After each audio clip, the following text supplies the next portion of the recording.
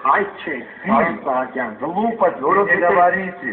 Это не глупости. Ну если, պարոն Այվազյան, եկեք վիրավորենք, ոչ վիրավորենք, բայց տեսեք, իրավունքը այսպես դիտենք, մենք երբ խոսում ենք մարդու իրավունք ունի, խոսել ռուսերեն։ Օրինակ, ես հարկ եմ տալիս, մարդը իրավունք ունի խոսել ռուսերեն։ А сейчас я снимаю большую серию «Дорога домой».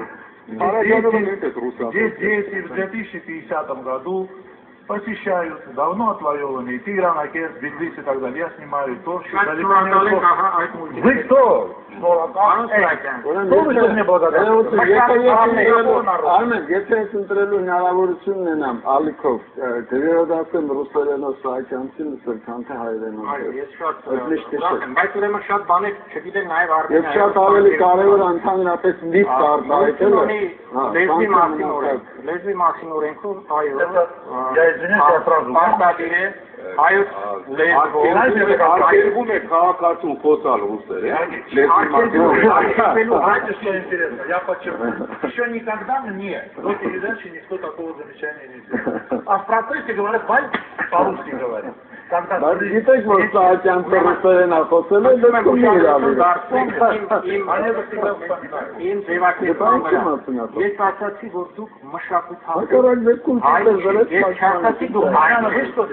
Ես չասեցի դուք Туманяна вы сняли. Ուրեմն եթե դուք Вы отвечаете, вы не продолжаете. Туманяна вы сняли? Ուրեմն եթե դուք չեք խոսում Туманяна вы сняли? հայոց լեզվով, եթե դուք չեք գրում հայոց լեզվով, ուրեմն դուք մշակութային Глухонемой кто по нации? Я всегда задаю Դուք вопрос. ծագումով հայ եք, Семечки продает. Глухонемой кто по нации? դուք ծագումով հայ եք, դուք քաղաքացիությամբ հայ եք, Հայաստանի քաղաքացի։ Այսքանը եւ ես շատ հարում եմ եւ ես գիտեմ եւ հուսով եմ, որ ձեր ժառանգները արդեն նաեւ մշակութապես հայ են եւ շատ ուրախ են Вы как Хайժугову, это одобряете и приветствуете.